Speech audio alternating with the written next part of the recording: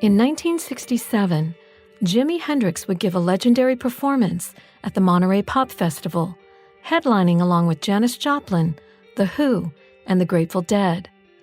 But just a few short years later, Hendrix would take his final bow in London on September 18, 1970. The Purple Haze guitarist had just completed a tour and stayed at the Cumberland Hotel in London. He was due to check out on Wednesday night, but asked the hotel manager to book him for one more evening. Later that night, he would head out to a party, but eerily, he would never return. On Thursday evening, September the 17th, Hendrix would stay at the flat of Monica Danman, a German painter whom he occasionally dated. After returning from a party early Friday morning, Hendrix took several sleeping pills and went to bed. A few hours later, Monica found him unresponsive and called an ambulance. But when they arrived, she was nowhere to be found. The medics immediately rushed Hendrix to St. Mary Abbott's Hospital, but he would be pronounced dead on arrival at 11:45 a.m. Join us on a supernatural journey as we tour the rock and roll history of Jimi Hendrix with Brad Schreiber, co-author of Becoming Jimi Hendrix. The book is now featured in the Rock and Roll Hall of Fame library. Becoming Jimi Hendrix is based on over 100 interviews with those who knew Hendrix best during his lean years, more than half of whom have never spoken about him on the record. Utilizing court transcripts, FBI files, private letters, unpublished photos, and U.S. Army documents, Becoming Jimi Hendrix is the story of a young musician who overcame enormous odds, a past that drove him to outbursts of violence, and terrible professional and personal decisions that complicated his life. Today, Brad Schreiber will talk more about Jimi Hendrix and discuss the mystery surrounding the rock star's untimely death. I'm JC Nova, and this is Death by Misadventure.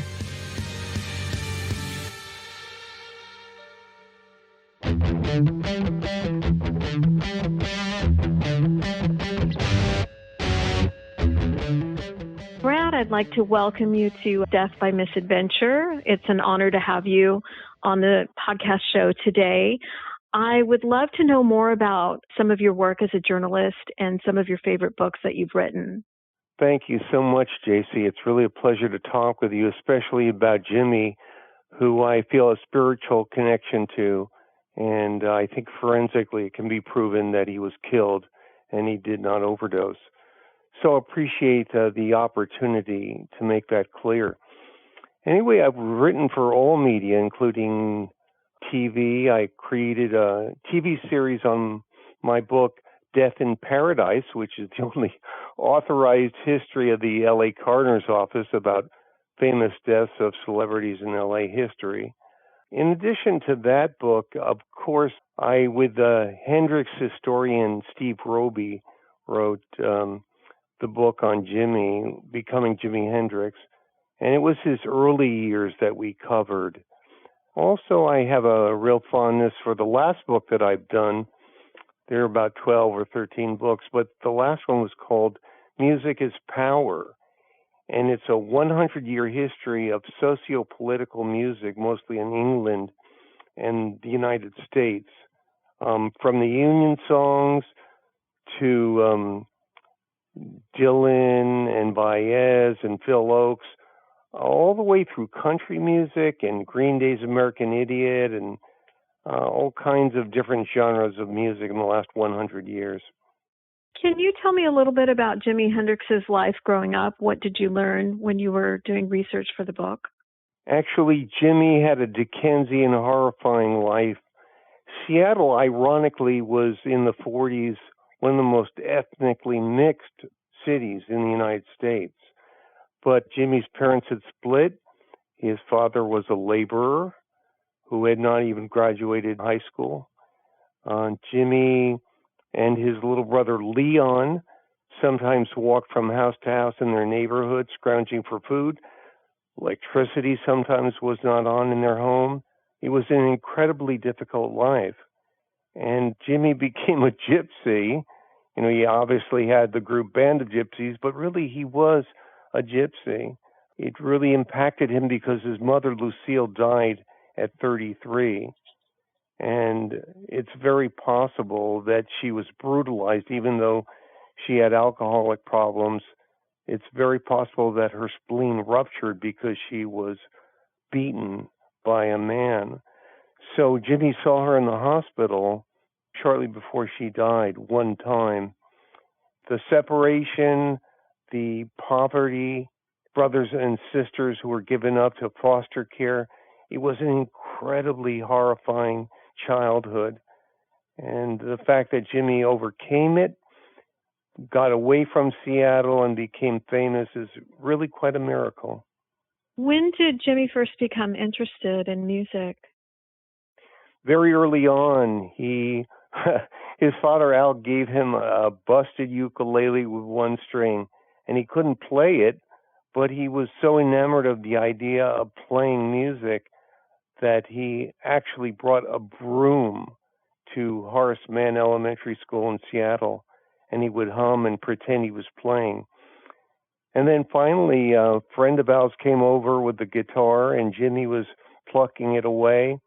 And a friend of the family, Ernestine Benson, turned to Al Hendrix and said, "Al Hendrix, you are buying your son this guitar for $5.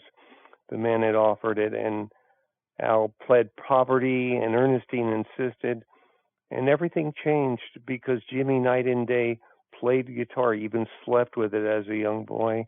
And that carried on actually in the military, where when he went to sleep in the barracks, the guitar lay atop his chest. When was Jimmy first discovered? I know that he spent time in the military. Was it after he left the military? Yeah, he actually, I believe, had the greatest skill. Let me put it this way. He improved his skill immeasurably when he was in the 101st Airborne at Fort Campbell, Kentucky, because nearby was Nashville. And when he got out of the military, he was up against some amazing rhythm and blues guitarists. And I think that was the incredible leap.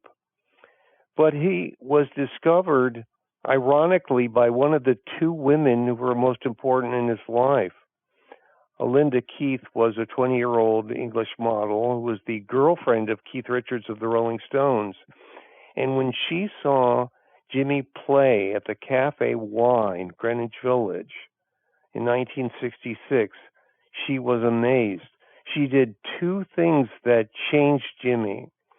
One is she told him to start writing his own music because he was doing covers of other people's work. So she encouraged him to be a songwriter. And the other is she brought in Chaz Chandler, who was about to leave the Animals and go into management. She met him randomly in New York. He was on the last leg of a tour of the U.S., and she said, "You've got to see this guy, Jimmy." And amazingly, at that time, Chaz Chandler had heard the song Hey Joe on the radio.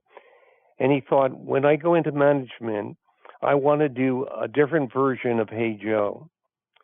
So when he finally showed up at the Cafe Wah with Linda Keith to see Jimmy's band, the very first song that Jimmy played was Hey Joe. And it so astonished Chaz Chandler that he dropped the milkshake that he was drinking in his lap.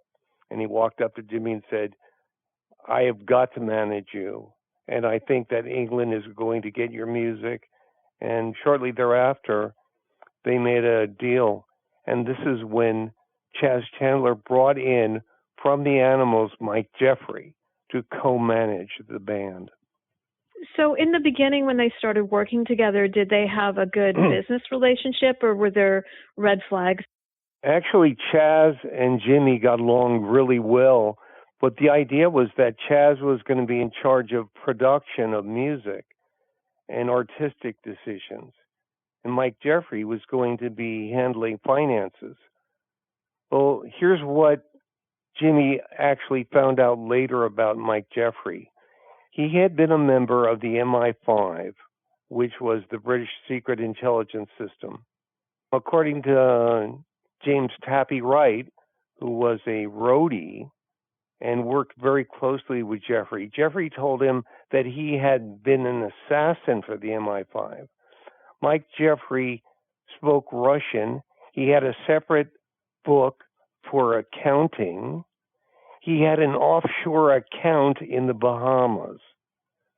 And during the time that he managed Jimi Hendrix, at one point he exerted control over Jimmy by having him kidnapped and then rescuing him and saying, see, you have to do exactly what I say because you're in danger. And another time he had a band member dose with LSD to exert control over Jimmy.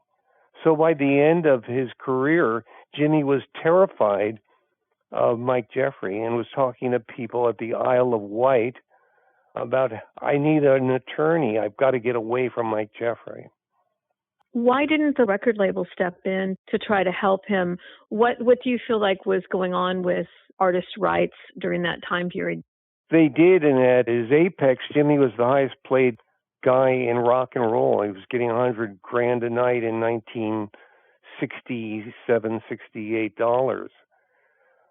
One of the fatal flaws of Jimmy, I'm sorry to say, was that he was extremely naive about business. He sometimes signed contracts without even looking at them. And also, he was very non-confrontational.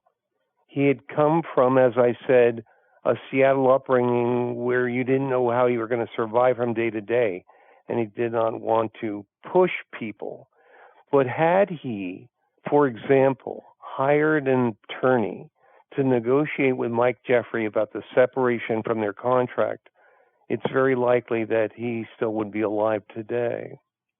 Can you talk about Jimmy's final days in London? And there's been several stories about what happened to him, and maybe talk a little bit about some of the women in his life and who you thought was his actual girlfriend versus the one that he was with the day he died, who claims she was engaged to him, I believe. Right, Monika Dannemann was a German figure skater who later became a painter. She was at the Samarkand Hotel in London, and Jimmy was staying at the Cumberland at that time. Her story about Jimmy's death was very, very questionable. She changed her story a number of times.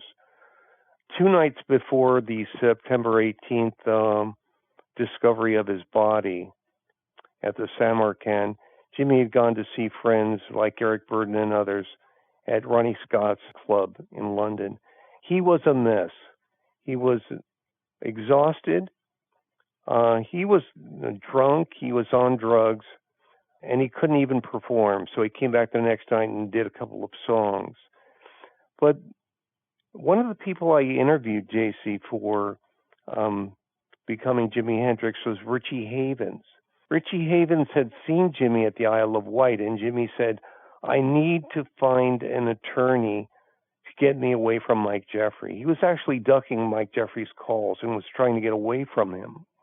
Richie Havens gave him the name of an attorney, which unfortunately Jimmy never followed up on.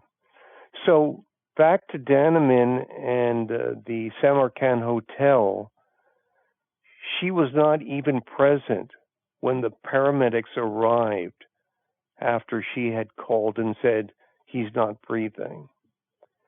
So her claiming that there were 9 Vesparax German sedatives that he took, then she claimed there were 10. She changed the time of when she said she called him. And then no one ever followed up on why were you not even present? The door was open. The paramedics walked in. They found Jimmy already dead, covered in vomit. Why were you not even there? And I believe forensically we can say that he was killed because he was so covered in red wine, and it had been in his lungs and very little in his stomach, as well as 9 of those Vesparax tablets, that it was clear that he was suicided, quote unquote, that someone actually forced those tablets and the wine down his throat. And the reason I believe that it was Mike Jeffrey is that James Tappy Wright, was the one in his book who said that Mike Jeffrey, a month before he himself died, said to Tappy Wright, "I had to kill Jimmy. It was me and two other people, and we put in the wine and the tablets, and we told Monica to get the hell out of the room and threatened her, and she did." Mike Jeffrey said, "I had to do it because I owed money to the mob." Now, I know this is kind of not getting to the two women that you asked about, which were very instrumental in Jimmy's life, but I wanted to be clear on the suicide, quote, murder. So Mike Jeffrey admitted that he killed Jimmy. You won't really find it in most books, but the money that Mike Jeffrey borrowed for his half of paying for Electric Lady Studios in Greenwich Village was borrowed from a guy named Phil Basile, who was a member of the Lucchese crime family. And James Tappy Wright doesn't name Basile, but says that there was a mobster who owed money, and Mike Jeffrey had trouble paying his IRS bill. He had owed money to the mob, and they had like a 50%, a big 50% interest on the payment. And he did have a $2 million life insurance contract on Jimmy. He knew that Jimmy was trying to get away from him in terms of his contract, and I believe in desperation that he took him out. Has he ever thoroughly investigated Mike Jeffries? Like, what happened to Jimmy's estate after his death? Well, what happened is there would have been more of an investigation. There would have been more of an investigation of Mike Jeffrey, but he himself died in a very freak accident. He was in the Canary Islands, and he received a summons to fly back to London to stand trial for absconding with money from other musical acts that he managed. That was the kind of guy that Mike Jeffrey was. In fact, two very well-established people in show business, Eric Burden of the Animals and Brian Auger, who basically created jazz fusion, both said they knew of the reputation of Mike Jeffrey as being corrupt. But Mike Jeffrey got on a private plane to fly back to London. At the time, there was an air traffic controller strike in the Canary Islands, which was belonging to Spain at the time. And so they were using air traffic controllers from the military who were not as familiar with the flight paths. And they misdirected Mike Jeffrey's private plane, and it crashed into a civil airliner. Thankfully, the civil airliner, though damaged, landed safely. But Mike Jeffrey and his pilot died instantly. So they never had to stand trial for what they did in terms of absconding with money. And of course, when James Tappy Wright had his book Rock Roadie come out in 2009, it was after Mike Jeffrey had long been gone. But there was at least some poetic justice to Mike Jeffrey being taken out of this world after he himself took Jimmy out. So now the two most important women in Jimmy's life were Linda Keith, who, as I mentioned, encouraged Jimmy to write his own music and then introduced him to Chaz Chandler, and another woman that Jimmy met when he was in Harlem named Lithophane Pridgeon. She was a black woman. She was very, very well known in the music industry. She was lovers with Sam Cooke, Brooke Benton, many other great stars of the day. In fact, they dubbed her Apollo Faye because she hung out at the Apollo Theater all the time and was seen with so many stars. But when she met Jimmy, she fell in love with him. She stopped that lifestyle that was promiscuous, and she did her best to help Jimmy survive and become an R&B star. So what happened is you had this triumvirate: Jimmy, Linda Keith, who loved his psychedelic music, and Lithophane Pridgeon, who loved his rhythm and blues. What about in a romantic sense? Who was the key girlfriend, or if he even had one, would be considered the love of his life? Well, I think that both those women were important to him, and I think maybe Linda Keith was the love of his life. He saw her before he died. He met her in London, and he gave her a guitar. He also had an envelope from a love letter he had saved from her. And I think that was indicative of the fact that he really appreciated not only their love affair, but how much she influenced him. Incidentally, Linda Keith was the one who turned Jimi Hendrix on to LSD.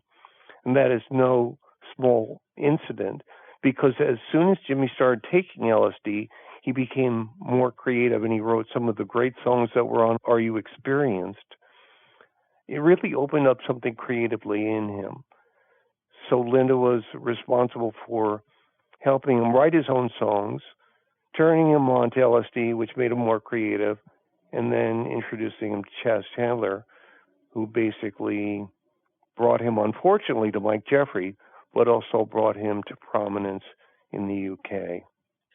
So if I remember correctly, when it came to Jimmy's estate, I believe his father inherited his estate, but then when his father passed, somehow Jimmy's brother got cut out of the inheritance, and now his stepsister controls his music and image. Is that correct? That's right. It's a very long story, and I won't go into it. But Leon, his brother, who Jimmy, by the way, protected and raised when Al wasn't around, was having some problems with drugs and alcohol. So he had to have a renegotiation of the estate. And Jimi Hendrix, who was a stepsister who had actually met Jimmy only once or twice, became the one who is now involved in the estate. Does his brother Leon get any money from the estate, or is he completely cut out?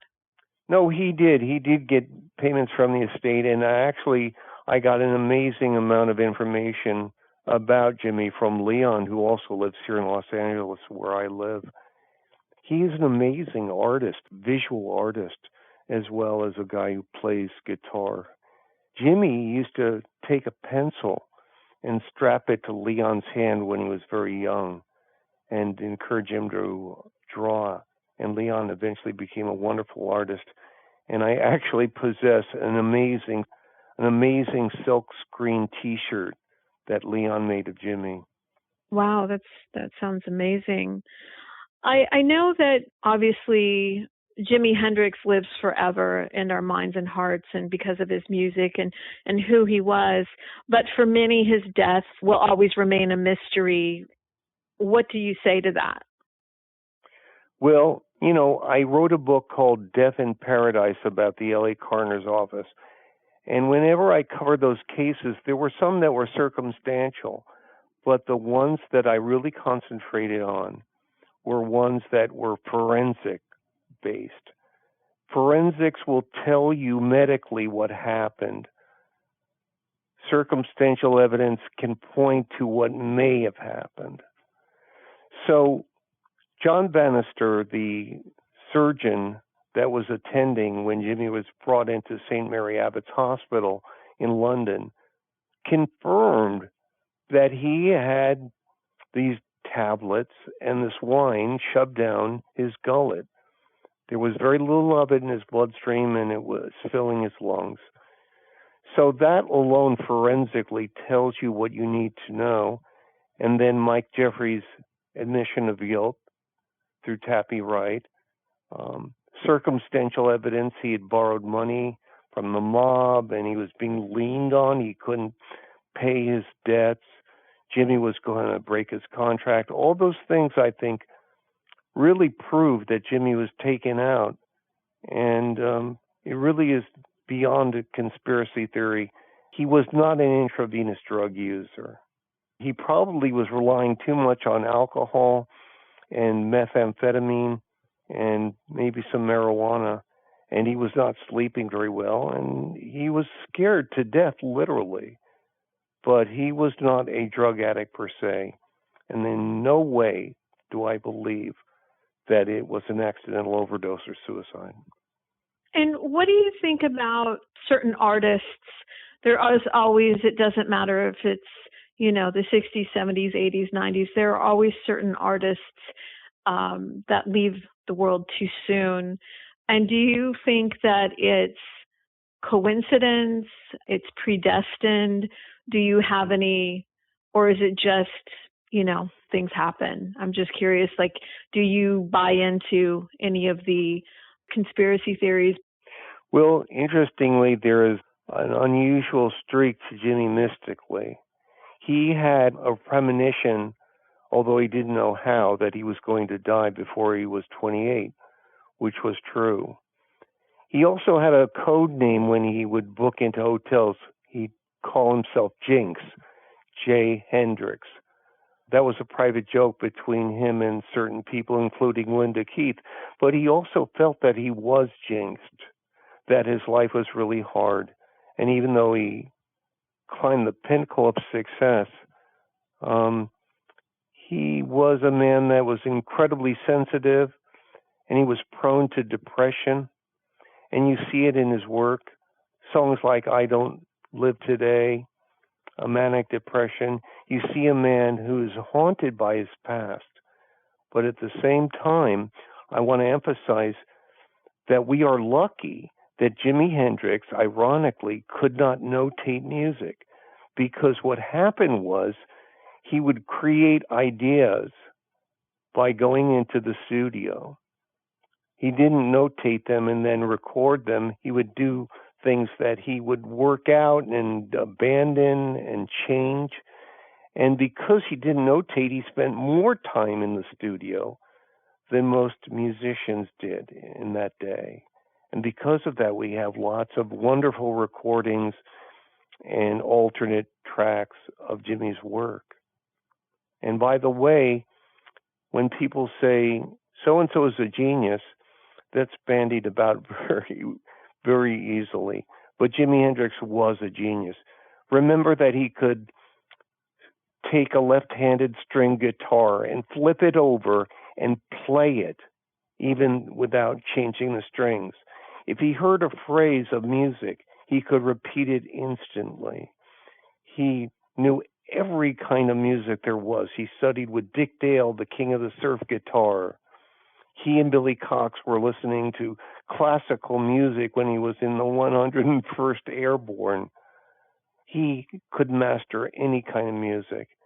And one of the enduring traits of Jimmy is that he really was a musical genius, and he loved all kinds of music and respected it. I'm curious, when you wrote the book, how many interviews did you do for the book, and how long did it take you to write it? It didn't take long to write it because Dee Roby, who, as I say, was a great Hendrix historian, but not a writer, had spent years connecting with Hendrix historians and other people. And so I'd say that we did at least 150 interviews, most of them by Steve, but I was lucky enough to come in and talk to people like Richie Havens and Brian Auger and some other people. The book actually went pretty fast. I recall that it was about 6 months of writing, and then Steve did a very good thing. I'm so glad he did.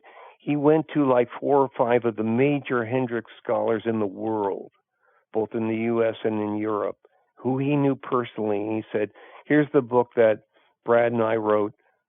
Did we get anything wrong? And there were a couple things where the dates were off or the location of something was different. But by and large, we got it mostly right. And anything we got wrong, we got corrected by the preeminent Hendrix historians in the world.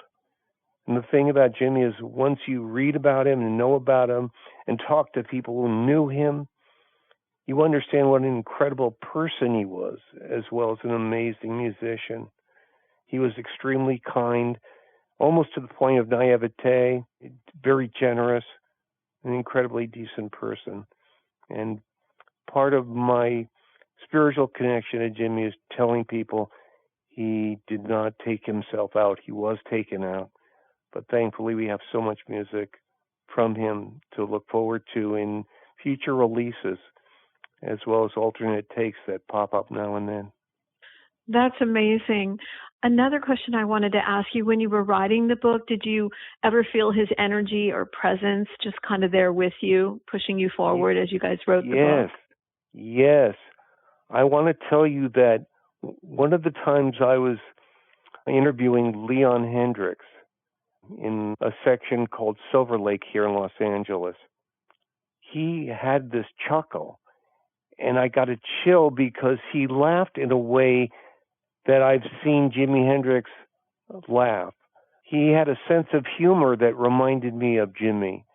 So even though, obviously they were brothers, and he had not seen Jimmy for many years, he had lost his brother decades before, there was something about being in the presence of Leon that made me feel like Jimmy was there with us. And the love that Leon felt and the protection that he had received from Jimmy as a young boy really permeated those moments together. And that was really special. And whatever happened to the studio? Electric Lady Studios is still in effect in Greenwich Village. Jimmy may have had maybe 10 weeks or so of recording there before he went off to the Isle of Wight. But it's an amazing place, and it's got a spacey, cosmic mural on the wall, and many people have loved recording there, including Sly and the Family Stone and David Bowie and many others. And it's a great testament to Jimmy that it was a nightclub, actually, that was redone in the guise of a wonderful studio that is a great tribute to him. That's amazing. That's beautiful. And my last question for you is, what is your favorite Jimi Hendrix song? This is so hard. I can tell you categorically that, ironically, with all the exploration Jimmy did and all the genres that he explored, I still love Are You Experienced Best because it had everything.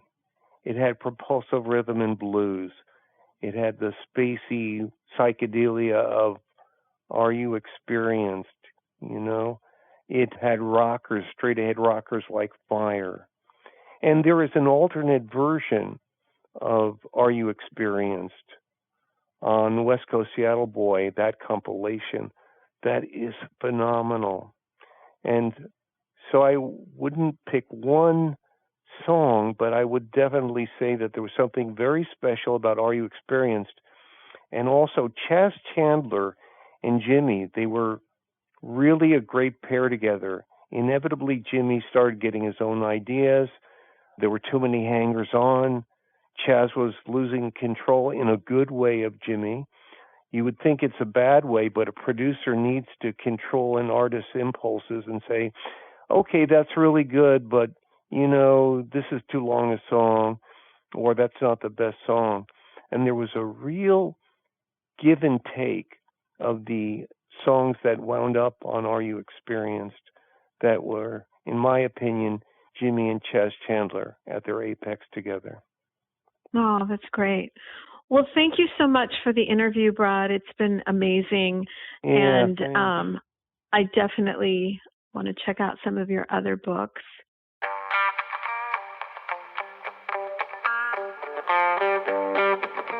To learn more about Brad Schreiber, visit his official website at bradschreiber.com. The book, Becoming Jimi Hendrix, is available for purchase at amazon.com or your favorite bookstore. A special thanks to sound engineer Parker Ginn and audio producer Christopher Lang. This episode was recorded at Laguna Sound in Laguna Beach, California. Don't forget to subscribe to Death by Misadventure on your favorite streaming platform. Thanks for listening.